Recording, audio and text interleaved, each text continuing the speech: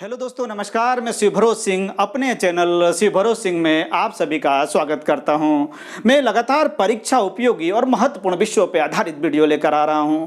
YouTube पर अभी तक मेरे 52 वीडियो आ चुके हैं जो इतिहास, भूगोल और सामान्य ज्ञान पर आधारित है।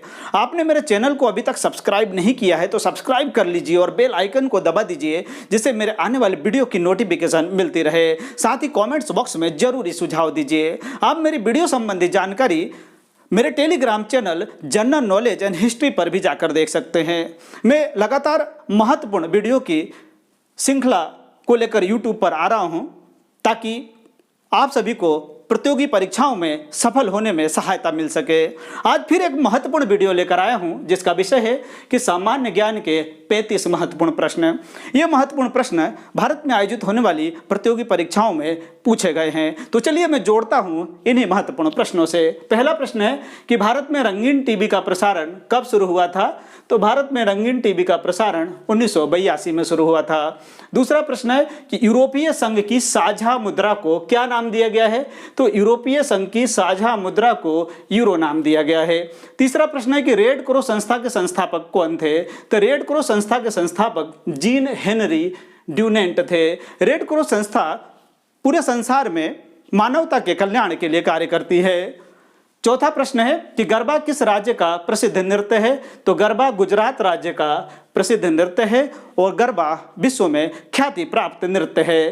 पांचवा प्रश्न है कि मधुबनी के लोक चित्रकला का संबंध किस राज्य से है? तो मधुबनी के लोक चित्रकला का संबंध बिहार राज्य से है और मधुबनी लोक चित्रकला पूरे संसार में प्रसिद्ध है। छठा प्रश्न है कि नृत्य के मोहिनी अट्टम रूप का विकास कहाँ हुआ था? तो नृत्य के मोहिनी अट्टम रूप का विकास केरल राज्य में हुआ था। सातवां प्रश्न है कि रामचरितमानस के रचयिता कौन थे? तो रामचरितमानस के रचयिता गोस्वामी तुलसीदास थे।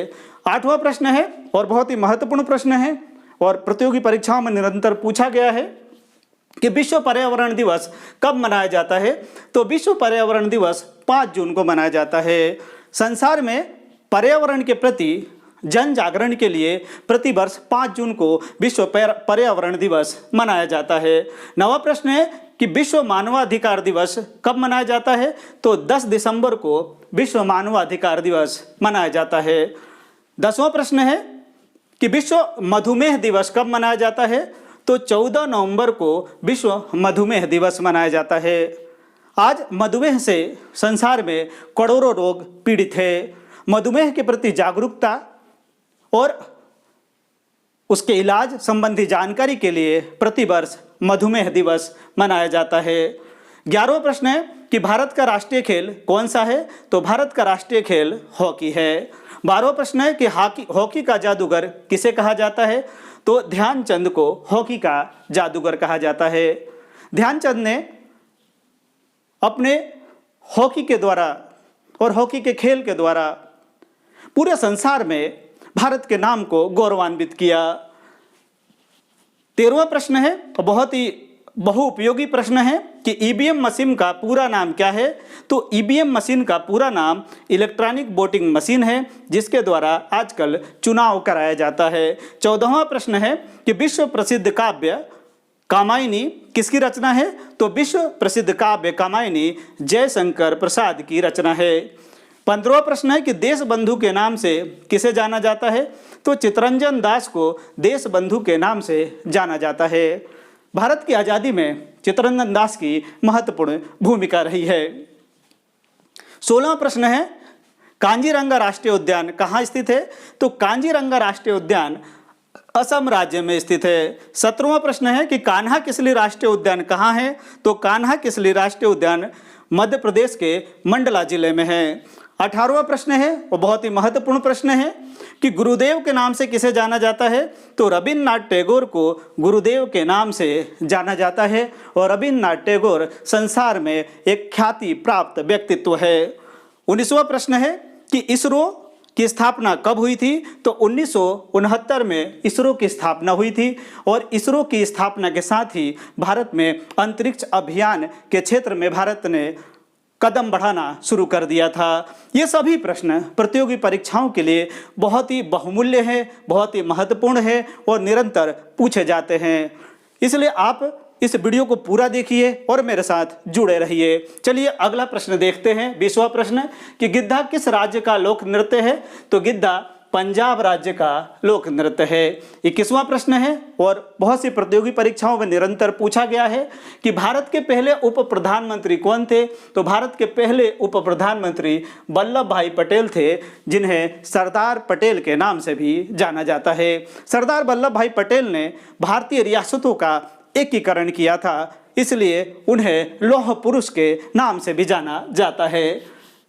22वां प्रश्न है और बहुत ही महत्वपूर्ण प्रश्न है कि माउंट एवरेस्ट पर चढ़ने वाली पहली भारतीय महिला कौन थी? तो माउंट एवरेस्ट पर चढ़ने वाली पहली भारतीय महिला बछेंद्री पाल थी। 23वां प्रश्न है कि भारत के किसी राज्य की प्रथम महिला मुख्यमंत्री कौन थी? इस प्रश्न पर ध्यान दीजिए। प्रश्न है कि भारत के किसी राज्य की प्रथम महिला मुख्यमंत्री कौन थी? तो भारत के किसी राज्य की प्रथम महिला मुख्यमंत्री सुचेता कृपलानी थी। और सुचेता कृपलानी इसलिए भारत में प्रसिद्ध है क्योंकि भारत के किसी राज्य की प्रथम महिला मुख्यमंत्री बनी। 24वां प्रश्न है और निरंतर प्रतियोगी परीक्षाओं में यह प्रश्न पूछा गया है कि किसी भी देश की प्रधानमंत्री बनने वाली प्रथम महिला कौन थी? यानी पूरे संसार में किसी भी देश की प्रधानमंत्री बनने वाली प्रथम महिला कौन थी? तो प्रथम महिला श्री माओ भंडार नायके थी, जो श्रीलंका की प्रधानमंत्री बनी थी। 25वां प्रश्न है कि भारत का राष्ट्रीय पुष्प कौन सा है? तो कमल भारत का राष्ट्रीय पुष्प है। यह प्रश्न बहुत ही महत्वपूर्ण प्रश्न है और इसी तरह के प्रश्नों की श्रृंखला मैंने निरंतर YouTube पर जारी रखी है, इसलिए आप मेरे वीडियो को पूरा देखते रहिए और मेरे वीडियो के साथ जुड़े रहिए। तो चलिए अगला प्रश्न देखते हैं। 26वां प्रश्न कि अंकोर वाट प्रसिद्ध मंदिर कहाँ स्थित है? तो अंकोर वाट का प्रसिद्ध मंदिर कंबोडिया में है और ये बहुत ही प्रसिद्ध मंदिर है। 27वां प्रश्न है जो बहुत ही महत्वपूर्ण प्रश्न है कि सलीम अली क्यों प्रसिद्ध है? तो सलीम अली एक विख्यात पक्षी विज्ञानी है और पक्षियों के प्रति प्रेम और पक्षियों के प्रति शोध के कारण से सलीम अली जो है विख्यात हैं, प्रसिद्ध है। 28वां प्रश्न है कि किस भारतीय को पहली बार रमन मैग्सेसे से पुरस्कार मिला? तो आचार्य विनोबा भावे को रमन मैग्सेसे से पुरस्कार मिला। 29वां प्रश्न है जो प्रतियोगी परीक्षाओं में बार बार पूछा गया कि इंडिया विंस फ्रीडम किसकी आत्मकथा है? तो अबुल कलाम आजाद की आत्मकथा है इंडिया विंस फ्रीडम। 30वां प्रश्न है और अति ही महत्वपूर्ण प्रश्न है कि हैरी पॉटर श्रृंखला पुस्तक का लेखक कौन है? तो हैरी पॉटर श्रृंखला पुस्तक का लेखक J.K. रोलिंग है। J.K. रोलिंग जिन्होंने हैरी पॉटर की श्रृंखला लिखी, जिसके कारण पूरे संसार में उनकी ख्याति हुई। 31वां प्रश्न है कि लाइफ डिवाइन पुस्तक के लेखक कौन है? तो अरविंद घोष लाइफ डिवाइन पुस्तक के लेखक है और अरविंद घोष एक महान क्रांतिकारी थे। 32वां प्रश्न है और यह भी प्रतियोगी परीक्षाओं के लिए बहुत ही बहुमूल्य प्रश्न है कि डिस्कवरी ऑफ इंडिया के लेखक कौन थे? तो डिस्कवरी ऑफ इंडिया के लेखक पंडित जवाहरलाल नेहरू थे और पंडित जवाहरलाल नेहरू ने डिस्कवरी ऑफ इंडिया में भारत के इतिहास के ऊपर प्रकाश डाला था। 33वां प्रश्न है कि टिहरी बांध का निर्माण किस नदी पर किया गया है? तो टिहरी बांध का निर्माण भागीरथी नदी पर किया गया है।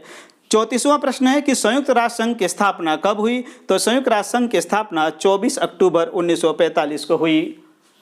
द्वितीय विश्व युद्ध जो 1939 से 1945 तक चला और संसार में जो जन धन की हानि हुई, इसके बाद संसार में एक ऐसे संगठन की मांग उठी जो विश्व में शांति कायम रख सके, इसलिए 24 अक्टूबर 1945 को संयुक्त राष्ट्र संघ नाम की संस्था की स्थापना हुई। 35वां प्रश्न है कि संयुक्त राष्ट्र संघ में स्थायी सदस्यों की संख्या कितनी है? तो संयुक्त राष्ट्र संघ में 5 स्थायी सदस्य हैं जिनके पास वीटो पावर है। ये सभी प्रश्न प्रतियोगी परीक्षाओं में बार बार पूछे गए हैं। इसी प्रकार के प्रश्नों की श्रृंखला मैंने YouTube पर जारी रखी है। मैं इसी तरह के प्रश्नों की श्रृंखला को और निरंतर जारी रखूंगा। आपको मेरा वीडियो पसंद आए तो इसे लाइक, शेयर और सब्सक्राइब जरूर करें।